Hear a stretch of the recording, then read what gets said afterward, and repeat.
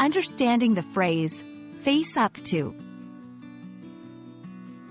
Hello everyone. Today, we're going to dive deep into a very common English phrase, face up to. This is a phrase you'll often hear in conversations, movies, and songs. By the end of this video, you'll know exactly what it means and how to use it in your conversations.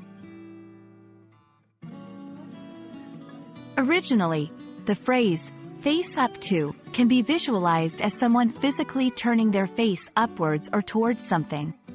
However, in the English language, many phrases aren't always used in their literal sense.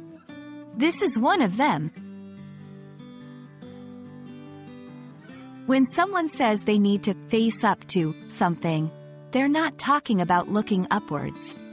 Instead, they're talking about accepting and dealing with a difficult reality.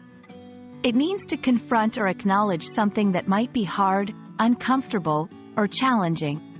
For example, if someone says, "I need to face up to my mistakes," they mean that they need to accept and acknowledge the mistakes they've made, and probably do something about them.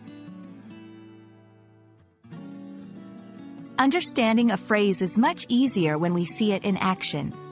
Here are a few examples.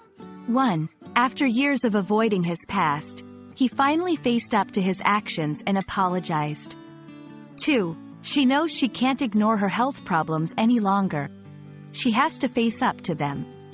3. The company needs to face up to the fact that their product isn't as popular as it once was.